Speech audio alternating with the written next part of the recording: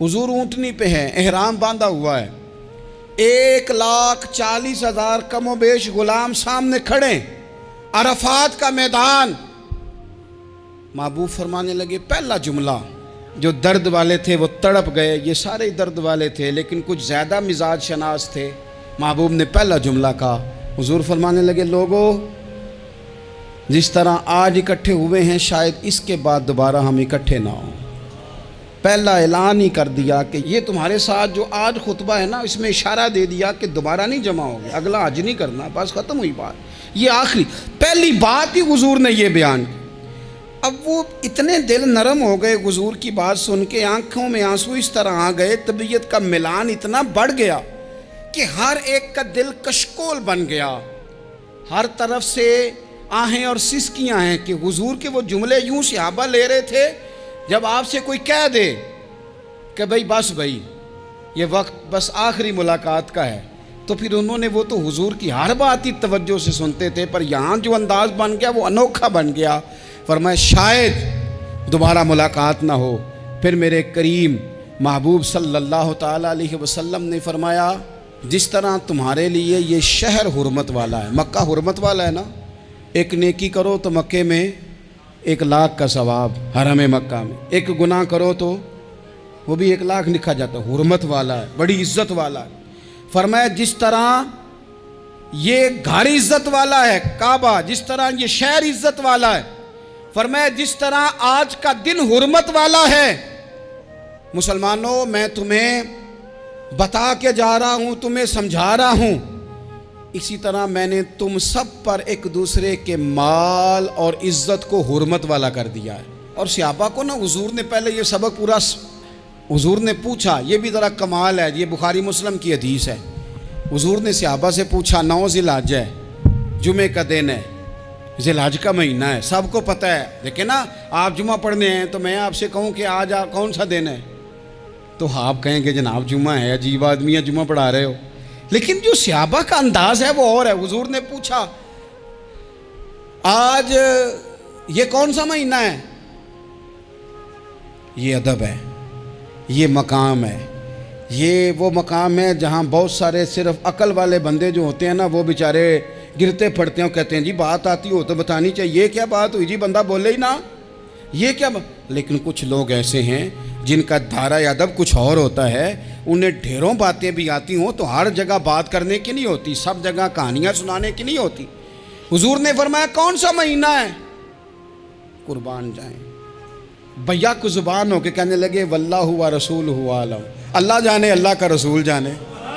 सानू ते कैद सज्जन दा गहना है, वो जिंज रखे असा उंज रहना है, हमें क्या पता।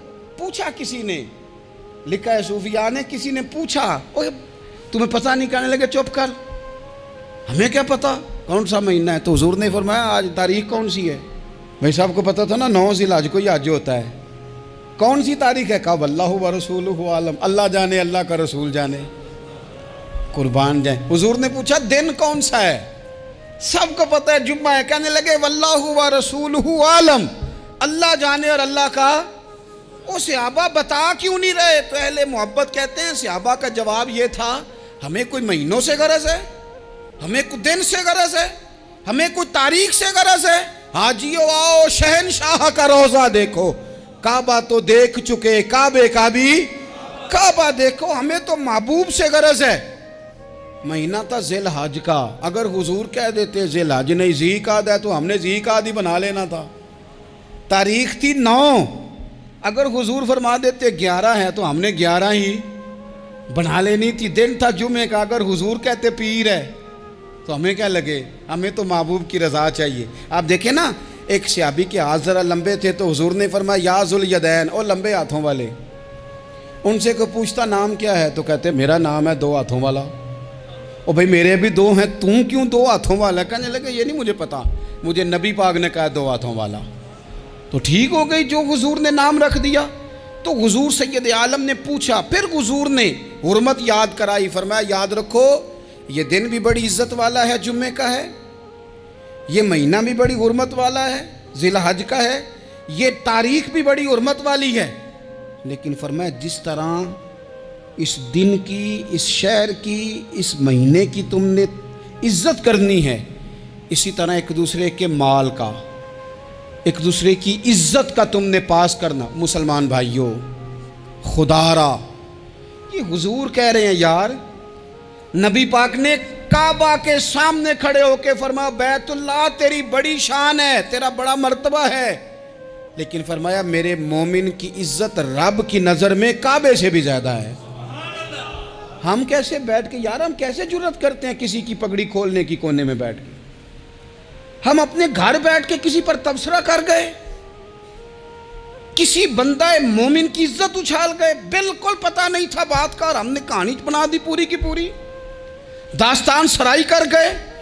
صبح سے شام تک ہماری گپ شپ کا عنوان کیا ہے؟ کسی نہ کسی کا شکوہ، کسی نہ کسی کی شکایت، یہ ہماری گپ شپ ہے۔ خدا را حضور نے تو خطبہ حجۃ الوداع میں پہلا سبق یہ دیا تھا کہ میرے جانے کے بعد ایک دوسرے کی عزت کرنا، اور اسی خطبے میں ایک جگہ پہ فرمایا یہ نہ ہو کہ میرے جانے کے بعد تم ایک دوسرے کی گردنیں مارنے لگ جاؤ، ایک دوسرے کی عزتوں کا خیال کرنا، پاس کرنا۔ مسلمانوں، میرے عزیز بھائیوں، بزرگوں، عزتوں کا دفاع شروع کریں۔ تھوڑی دیر کے لیے اپنی زبان لوگوں کے اوپر تبصرہ کرنے سے کنٹرول میں لائیں۔ کچھ چیزیں ایسی، میں مختلف شہروں میں جاتا ہوں، جس شہر میں گئے وہاں لوگوں نے یہ کہا جناب یہاں جو مولانا ہے نا، بعض لوگ یہ باتیں بڑی چسکے لے کے سنتے ہیں، یہاں جو مولانا ہے نا وہ کچھ نہیں کرتے، آپ بڑے اچھے ہیں، یہاں جو پیر صاحب ہیں وہ بڑے گڑبڑ ہیں، آپ بڑے اچھے ہیں۔ تو میں ان سے کہتا ہوں کہ میں اس لیے اچھا ہوں کہ میں تھوڑی دیر کے لیے آیا ہوں، میں نے چلے جانا ہے۔ اور دوسری بات یہ کہ مجھے آپ جتنا مرضی اچھا کہہ لیں، میں نے رخصت ہو جانا ہے 2-3 گھنٹوں کے بعد۔ یہاں جس آدمی کا آپ شکوہ کر رہے ہیں نا، آپ اس کو جنازے کے لیے خبر کریں نہ کریں، اسے پتہ چل گیا نا محلے میں جنازہ ہو گیا، تو اسے کوئی کام بھی ہوا تو اس نے کہنا یار نہیں محلے میں فوتگی ہوگی، میں نے جنازہ پڑھانا ہے، اس نے جانا نہیں۔ تو کمزوریاں تو سب جگہ ہوتی ہیں، لیکن ان کمزوریوں کی وجہ سے آپس میں بغض پیدا کر لیا جائے گا، اور پھر کمال بات ہے نا کہ اپنی ساری کمزوریوں سمیت اپنے آپ سے پیار ہے، اپنے آپ سے محبت ہے، اور دوسرے کی ایک کا پتہ چل جائے تو ہمیں گھن آنے لگ جاتی۔ تو حضور نے خطبہ حجۃ الوداع کے موقع پر یہ بات ارشاد فرمائی۔ دوسرا حضور نے فرمایا لوگوں یاد رکھنا، یہ خطبہ حجۃ الوداع میں نبی پاک نے فرمایا، یہ حضور خطبہ دے رہے ہیں، اور اس وقت دے رہے ہیں جب حضور صحابہ کو بتا چکے ہیں کہ یہ آخری ملاقات ہے، جو دور دراز سے آئے ہیں ان کو بتایا ہے کہ یہ میری تمہاری جو مجلس ہے، جو محفل ہے، جو تم سے بات ہو رہی ہے، یہ آخری ہے۔ محبوب فرمانے لگے لوگوں یاد رکھنا قیامت قائم ہوگی۔ ان جملوں کا حسن ملاحظہ کر لیں۔ فرمایا قیامت قائم ہوگی، تم اپنے رب سے ملاقات کرو گے، اور فرمایا تمہارا رب تم سے تمہارے اعمال کے بارے میں پوچھے گا۔ یہ خطبہ حجۃ الوداع میں کریم نے فرمایا۔ صبح تم اٹھے، کیا عمل کیا؟ اللہ پوچھے گا۔ کسی سے ملاقات ہوئی، طرز کیا تھی، سوچ کیا تھی؟ اللہ پوچھے گا۔ لین دین میں کیا معاملات تھے، تمہارے اعمال کے، اللہ سے ملاقات ہوگی، وہ کھڑا کر کے پوچھے گا۔ اور حدیث میں کئی جگہ پہ حضور نے فرمایا وہ تم سے سوال کرے گا، تمہیں جواب دینا ہے۔ میرے عزیز بھائیوں، تیار رہنا چاہیے، تیار۔ ہم نا منت کرتے ہیں آخری دن ہو نا، تنخواہ دار لوگ کہتے ہیں یار یہ آخری ایام چل رہے ہیں، کوئی خرچہ نہ بتاؤ، اس لیے کہ حساب کے متھے لگنا ہے۔ آخری دنوں میں، بجٹ کے دنوں میں لوگ پریشان ہوتے ہیں کہ حساب دینا ہے۔ جب رب سے ملاقات کریں گے اور وہ حساب مانگے گا، کتنا مشکل کام ہے۔ اور ایک مقام پہ حضور نے فرمایا جس سے اللہ نے حساب مانگا وہ تو الجھ گیا، دعا کرو وہ حساب مانگے ہی نہ، بے حساب ہی بخشش فرما دے۔ نبی پاک صلی اللہ تعالیٰ علیہ وآلہ وسلم نے ارشاد فرمایا اسی خطبہ حجۃ الوداع میں، حضور فرمانے لگے سن لو، میں نے تم تک اللہ تعالیٰ کا پیغام پہنچا دیا ہے۔ اب جس شخص کے پاس امانت رکھی ہو اس پر لازم ہے کہ وہ امانت اس تک پہنچا دے جو اس کا مالک ہے۔ ہم بہت سارے لوگ ایسے ہوتے ہیں، ہمارے پاس امانتیں ہوتی ہیں، کچھ بھی نہ ہو تو کچھ لوگوں کے راز کی امانت ہوتی ہے، کچھ بھی نہ ہو تو کچھ لوگوں کی باتیں ہم تک پہنچ جاتی ہیں، وہ راز ہوتا ہے، وہ امانت ہوتی ہے۔ مجلس کی گفتگو بھی امانت ہے، لیکن ہم امانتوں کا خیال نہیں کرتے، خیانت ہو جاتی ہے۔ بہت محتاط ہو کر اپنی زندگی میں امانتوں کا خیال کیا جائے۔ یا ایھا الذین آمنوا لا تخونوا اللہ والرسول وتخونوا اماناتکم وانتم تعلمون۔ اللہ فرماتے ہیں ایمان والو، نہ رب سے خیانت کرنا، نہ رب کے رسول سے خیانت کرنا، نہ آپس میں ایک دوسرے سے خیانت کرنا، جانتے بوجھتے ہوئے یہ کام نہ کرنا۔ وانتم تعلمون، جانتے ہو، تمہیں پتہ ہے۔ کبھی بھی بددیانتی کا مظاہرہ نہ کریں اپنی زندگی میں، کبھی بھی۔ اور یہ بھی یاد رکھ لیں، بچوں کو کیا پتا کہ ہمارا ابا حلال لا رہا ہے کہ حرام لا رہا ہے؟ آپ لا رہے ہیں نا، تو وہ تو بیچارے بھولے پن میں کھا رہے ہیں، تو حساب آپ نے دینا ہے۔ جنہ لی تو پاپ کمائے ہن کتھے نہیں ہو تیرے کر دے، بلا نا۔ تو بچوں کا تو یہ معاملہ ہے بھائی، اللہ ماشاءاللہ کہ وہ وقت پہ ہی شادی کے 10-15 دن کے بعد ہی ان کو پیغام مل جاتا ہے کہ اگر ہمارا علیحدہ گھر ہو تو میں مرضی سے سجاؤں، تو میں مرضی سے سنواروں، تو میرا کوئی مطلب اپنا سلسلہ ہو، تو بڑے ٹائم پہ ساری باتیں شروع ہو جاتی ہیں۔ وہ تو معاملہ ہی بالکل اور ہے۔ تو بالکل کسی بھی امانت میں کبھی بھی خیانت کرنے کی کوشش نہ کریں، اور یاد رکھیں مال حرام جہاں آتا ہے وہاں بڑی تباہی آتی ہے۔ جہاں لوگ بددیانت ہو جاتے ہیں وہاں معاملات بڑے خراب ہو جاتے ہیں۔ اللہ تبارک و تعالیٰ دیانتداری کی توفیق عطا فرمائے۔ حضور نے خطبہ حجۃ الوداع کے موقع پر فرمایا، میں نے آج جاہلیت کے سارے سود ختم کر دیے۔ نبی پاک میدان عرفات میں کھڑے ہو کے فرمانے لگے، جس بندے نے بھی کسی سے پیسے لیے ہیں وہ اصل رقم دے گا، زائد نہیں دے گا۔ حضور کے بڑے قریبی تھے ایک، فرمایا انہوں نے بھی کچھ لوگوں سے پیسے لیے ہوئے، چونکہ وہ سب لوگ کرتے تھے، حرام ہی نہیں تھا۔ فرمایا میں ان کو بھی حکم دیتا ہوں کہ یہ اصل رقم وصول کریں گے، کسی سے ایک پائی بھی زیادہ وصول نہ کریں گے۔ نبی پاک صلی اللہ تعالیٰ علیہ وسلم نے خطبہ حجۃ الوداع میں ایک باریک بات حضور نے بھی، یہ آپ نے ضرور سمجھنی ہے، بالخصوص جو لوگ تھوڑا دین پر عمل کر رہے ہیں، جن کا لبادہ مذہبی ہو گیا، جنہیں لوگ حضرت صاحب، قاری صاحب، علامہ صاحب، مفتی صاحب، حاجی صاحب، بزرگوں کہہ کے بلاتے ہیں، وہ اس پر توجہ کریں۔ میرے نبی پاک صلی اللہ علیہ وسلم نے خطبہ حجۃ الوداع کے موقع پہ ارشاد فرمایا، لوگوں شیطان اب مایوس ہو گیا ہے، وہ تم سے بتوں کی پوجا نہیں کرا سکے گا، ہاں وہ تمہیں چھوٹے چھوٹے گناہوں میں مبتلا کرے گا، وہ تم سے چھوٹے چھوٹے عیب کرائے گا، تم سمجھو گے یہ تو غلطی کوئی نہیں، فرمایا اس سے بچ کے رہنا۔ اب وہ مایوس ہو گیا، بتوں کی پوجا نہیں کرا سکتا، تمہیں اپنی پوجا نہیں کرا سکتا، لیکن چھوٹی چھوٹی غلطیاں، ایک مقام پہ فرمایا نا، چھوٹا گناہ ہونا تو مومن اسے پہاڑ سمجھتا ہے، اتنا بڑا ہو گیا، اور منافق کہتا ہے یہ تو کچھ بھی نہیں۔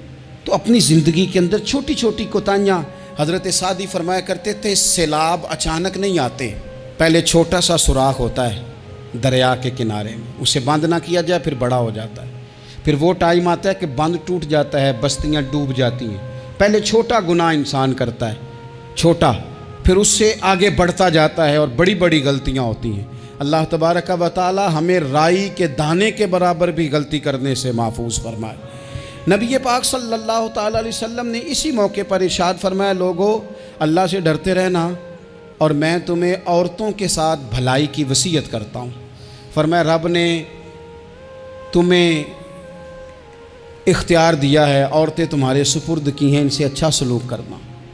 فرمایا اگر کبھی کوئی ان پر تمہیں سختی کرنی بھی پڑے تو اتنی کرنا جتنی ان کی غلطی ہو، ان سے درگزر کرنا، ان سے پیار کرنا۔ اسلام نے خاتون کو باقاعدہ حقوق دیے، باقاعدہ۔ صحیح بخاری میں حدیث ہے، یہ جو نوجوان ہیں، مطالعہ کرنے والے، پڑھنے سننے سمجھنے والے، یاد رکھا کریں ان چیزوں کو۔ حضرت بریرہ رضی اللہ تعالیٰ عنہ حضرت عائشہ صدیقہ کی کنیزہ ہیں۔ حضرت مغیث رضی اللہ تعالیٰ عنہ ایک صحابی ہیں، ان کی وہ اہلیہ ہیں، وہ اپنے خامد سے علیحدگی چاہتی تھی۔ ان کے خامد بڑی محبت کرتے تھے، علیحدہ ہونا نہیں چاہتے تھے، خاتون رہنا نہیں چاہتی تھی۔